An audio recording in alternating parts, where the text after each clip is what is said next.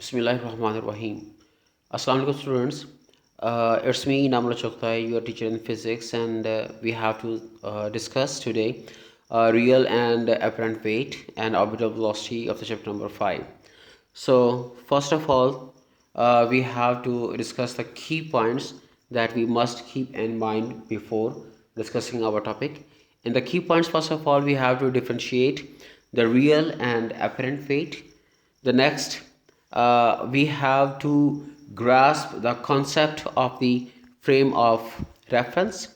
The third, we have to understand the concept of the inertial and the non-inertial frame of reference, because we have to understand the concept of the real and the apparent weight in terms of the inertial and the non-inertial frame of references. So we must know, we must have an idea about the inertial and non-inertial frame of references.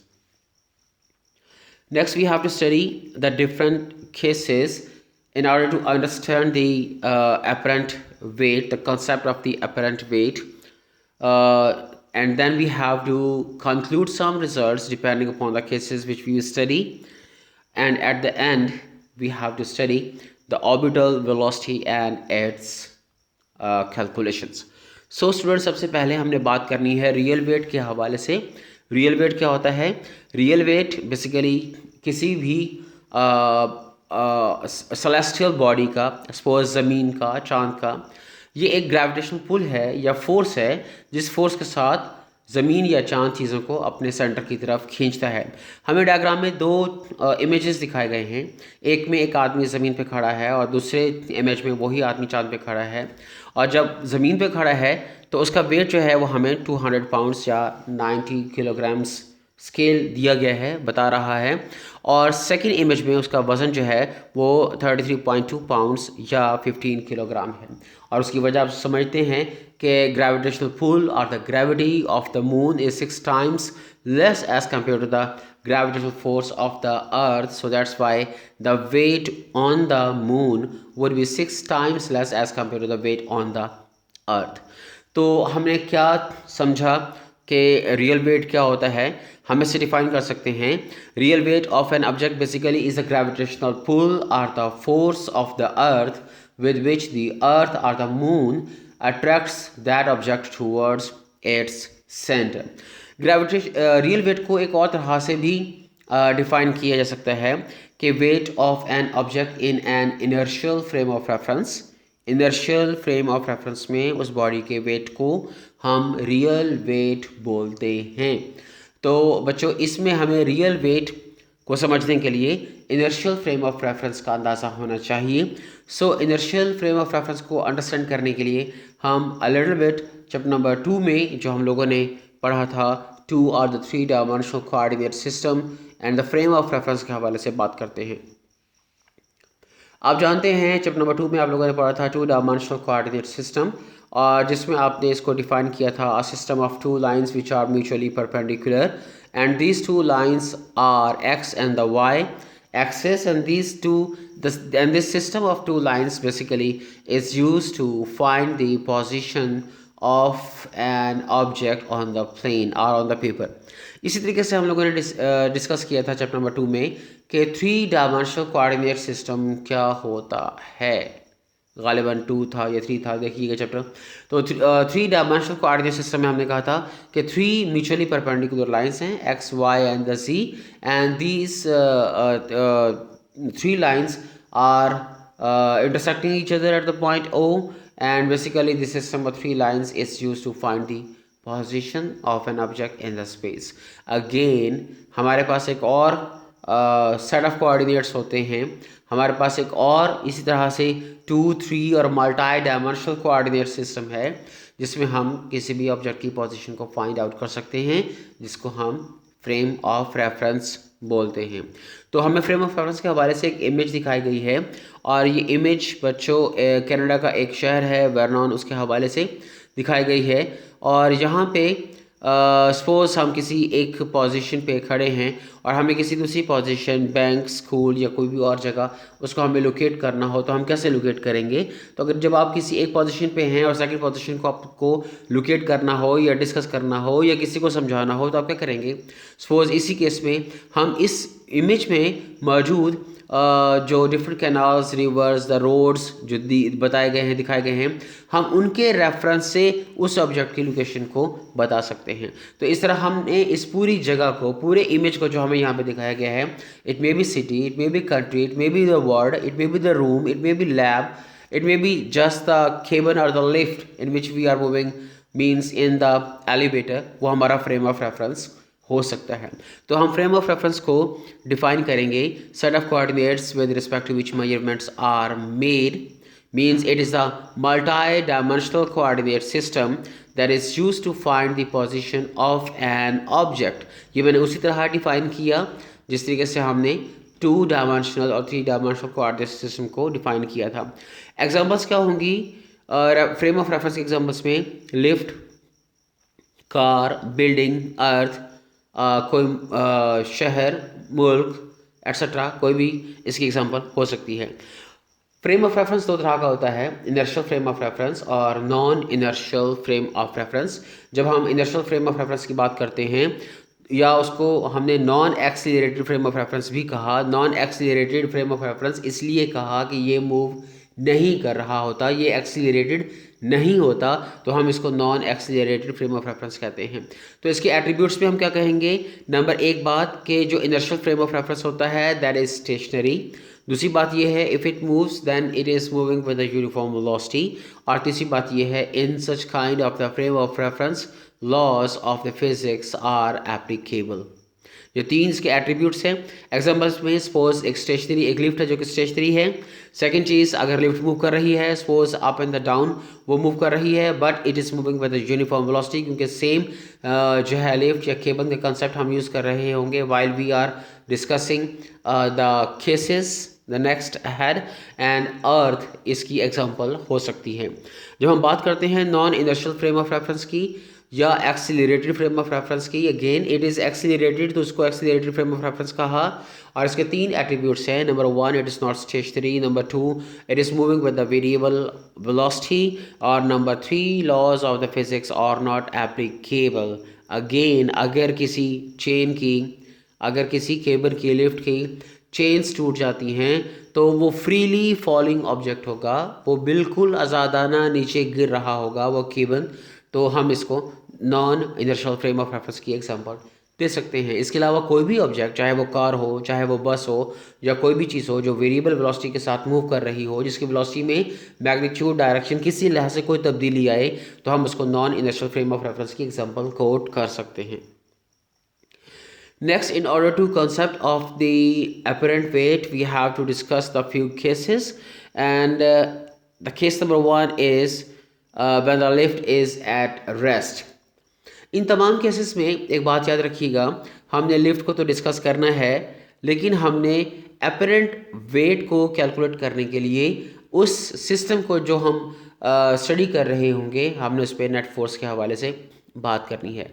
और इसमें आपको जो red 3 letters जो है वो slide पे नज़र आ रहे हैं, इसमें टी अपरेंट वेट को ज़ाहिर करता है। जहाँ पे टी होगा वहाँ पे हमारी मुराद अपरेंट वेट होगा। बेसिकली टी टेंशन के लिए होता है, लेकिन हम यहाँ पे टी से मुराद लेंगे अपरेंट वेट, और डब्ल्यू से मुराद होगी रियल वेट, और एफ से मुराद होगी net force that is acting on the object, and it might be the difference between the apparent weight and the W, because two forces, tension and the weight, no doubt are acting on the body and they are having different magnitudes, so we have to take the difference of these two factors, apparent weight and the real weight, that would be the net force acting on the body। तो पहला case जो आपको दिया गया था, उस case में कहा गया है कि lift is at rest.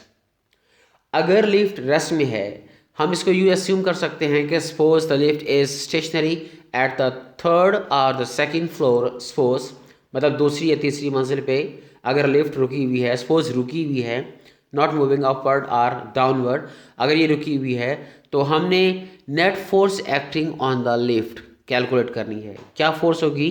That is acting on the lift जो लिफ्ट पे काम कर रही है। अगेन इसको समझने के लिए डायग्राम में ज़रा गौर कीजिएगा। यहाँ पे आपको अपवर्ड टेंशन दिखाई गई है और डाउनवर्ड वेट दिखाया गया है of the lift. Tension in the strings are the chains that is pulling the lift upward and the weight wants to move the cable or lift downward। लेकिन हमने यहाँ पे शर्त लगाई है कि लिफ्ट इज एट रेस्ट। हमने ये कंडीशन लगाई है कि लिफ्ट जो है वो मूव नहीं कर रहा। अब बताइए कि कौन सी चीज़ ज़्यादा होगी, टेंशन ज़्यादा होगी या डब्ल्यू ज़्यादा होगी। तो हमने जो असम्पशन बनाई है उसमें हमने ये कहा कि सपोज ये दूसरी तीसरी मंजिल पे रुका हुआ है, तो हम ये कह सकते हैं कि शायद टेंशन ज़्यादा हो, शायद टेंशन ज़्यादा हो। अदरवाइज दोनों केसेस पॉसिबल हैं। जब इक्वेशन को ड्राइव किया जाएगा तो हमें रिजल्ट्स एक जैसे मिलेंगे। तो हम टेंशन को ज़्यादा समझ लेते हैं, तो टेंशन माइनस डब्ल्यू, जब डब्ल्यू चूँकि कम है रियल वेट, तो ये बराबर हो जाएगा net force that is acting on the cable. तो हमने इस तरह से एक इक्वेशन बनानी है। तमाम केसेस के अंदर हम गौर करेंगे और हम देखेंगे कि टेंशन ज़्यादा है या वेट ज़्यादा है, तो जो चीज़ ज़्यादा होगी उसमें से कम को माइनस कर देंगे। हमारा जवाब जो रिजल्टेंट होगा वो एफ होगा, मीन्स के नेट फोर्स होगा। तो इस केस में T minus W is equal to F, F is equal to M A आप जानते हैं। और चूँकि लिफ्ट जो है वो एट रेस्ट है, स्टेशनरी है, तो एक्सीलरेशन नहीं होगा, एक्सीलरेशन की वैल्यू जीरो होगी। अब इस जीरो की वैल्यू ऊपर एम ए में डालेंगे, ए की वैल्यू जीरो एम ए में डालेंगे तो एम ए जीरो हो जाएगा, means T minus W is equal to zero, then T is equal to W. तो इस इक्वेशन को आपने कंक्लूड करना है। हर एक केस को इक्वेशन ड्राइव करने के बाद आपने उसको कंक्लूड करना है। और पहले केस में हम ये कहेंगे कि apparent weight is equal to the real weight. Next case 2 है। केस 2 में the lift is moving upward with the acceleration a। Suppose the lift is moving upward।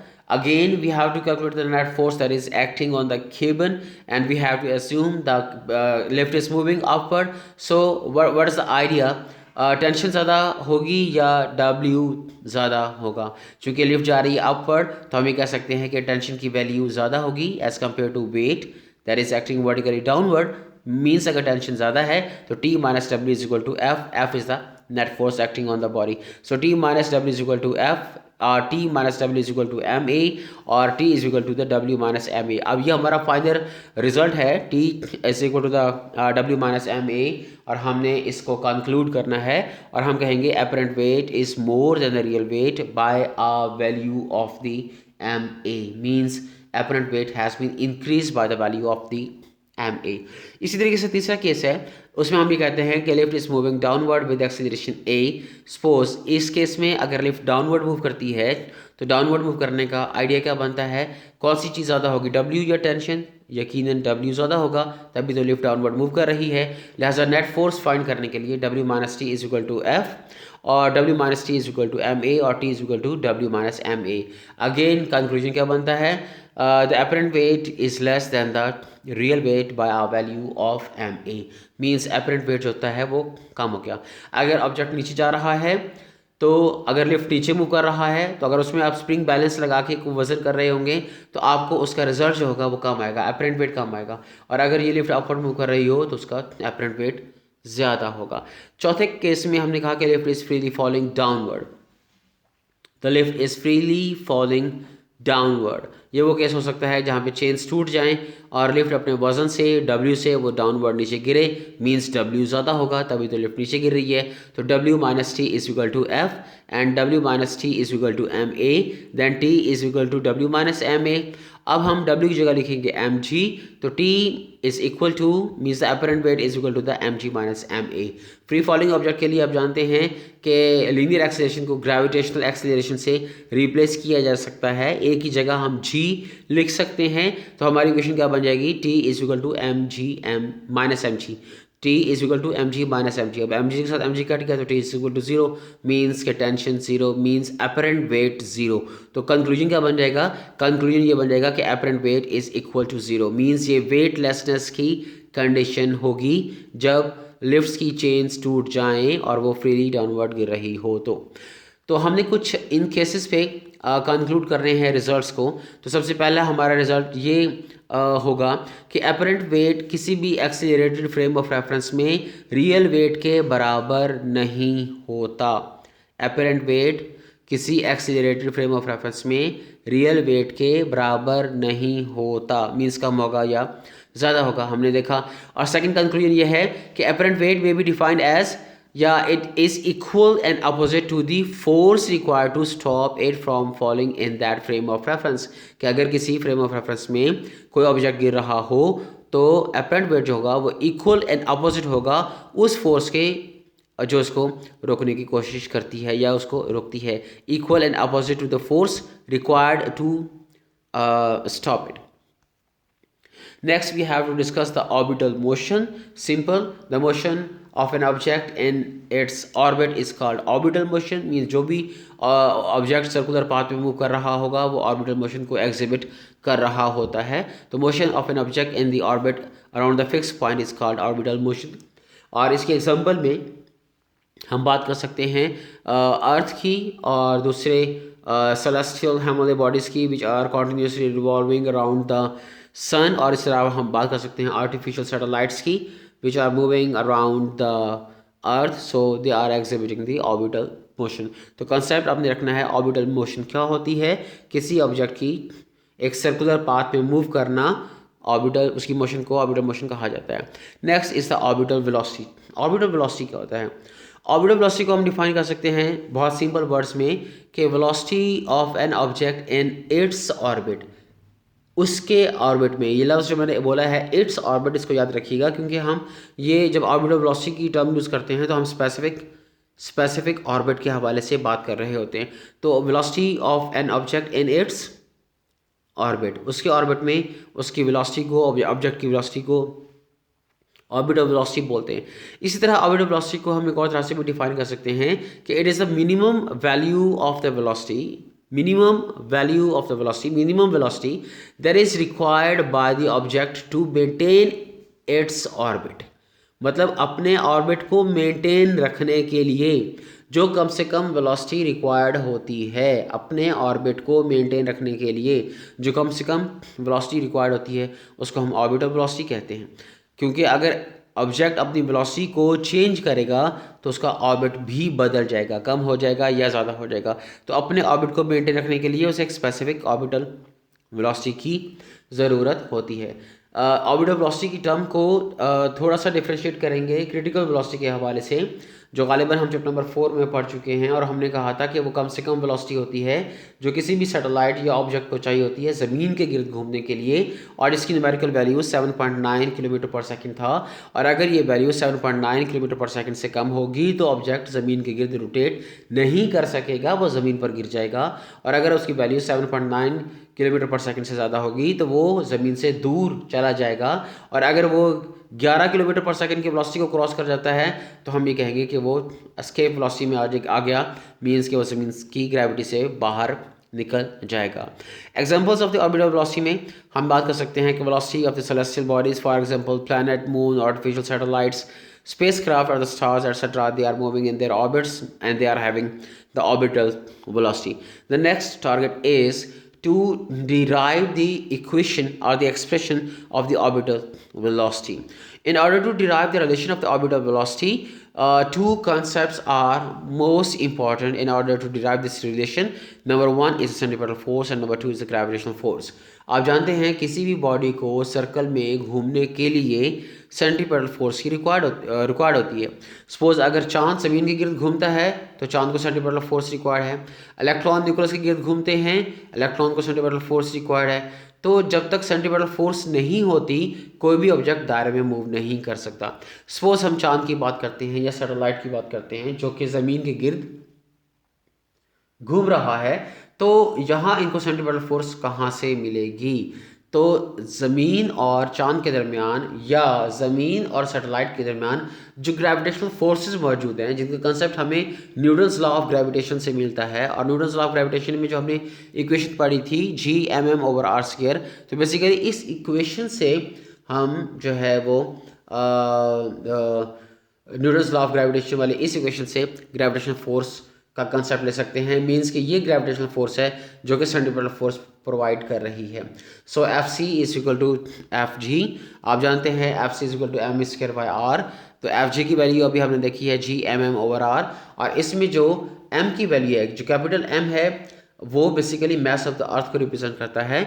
और जो स्मॉल m की वैल्यू है वो लोअर केस लेटर्स जो दिखाए गए हैं वो basically mass of the satellite या मून, जो भी चीज़ ज़मीन के गिर्द घूम रही होगी वो उसका मैस होगा। मीन्स बड़ा एम ज़मीन के लिए है, छोटा एम सपोज सैटेलाइट के लिए है। अब दोनों इक्वेशंस में हम छोटे एम को क्रॉस करते हैं तो बाकी B square is equal to G M over R बन जाएगा। और अगर आप स्क्वायर रूट ले लें तो जी ऑर्बिटल वेलोसिटी क्या हो जाएगी, orbital velocity is equal to the square root of G M over R. अब यहाँ से कंक्लूजन बनाएंगे कि ये इक्वेशन हमें क्या ज़ाहिर करती है। ये इक्वेशन हमें ज़ाहिर करती है कि orbital velocity is independent of the mass of the body orbiting in the circle, means orbiting body के मास पर ऑर्बिटल वेलोसिटी डिपेंड नहीं करती। अगर इसके फाइनल एक्सप्रेशन को गौर से देखें तो इसमें हमें स्मॉल m का एक्सप्रेशन नज़र नहीं आता, जो कि हमने mass of the body, mass of the satellite, mass of the moon, mass of the body that is orbiting around the earth के लिए हमने स्मॉल m का लेटर यूज़ किया, तो हमें वो एक्सप्रेशन नज़र नहीं आता। इसका मतलब ये है कि this equation shows the orbital velocity is independent to the mass of the orbiting object। and second चीज़ क्या नज़र आती है कि orbital velocity is inversely proportional to the square root of the radius of the circle in which the body is orbiting। means जितना r की value radius of the circle in which the body is orbiting, जितना r की value ज़्यादा होगी उतना orbital velocity कम होगी, और जितना r की वैल्यू कम होगी उतना ऑर्बिटल वेलोसिटी ज़्यादा होगी। इसी चीज़ को आप शायद पहले भी किसी सिलेबस में हम लोग पढ़ चुके हैं कि जब एक धागे के साथ एक ऑब्जेक्ट को बांध के सपोज अपने हाथ से घुमाया जाता है और उसके बाद अगर हम इस तरीके से उसको घुमाएं कि धागा हमारी उंगली पर लिपटता चला जाए, तो धागे के छोटे होने के साथ साथ उस ऑब्जेक्ट की जो ऑर्बिटल वेलोसिटी है वो ज़्यादा होती चली जाएगी।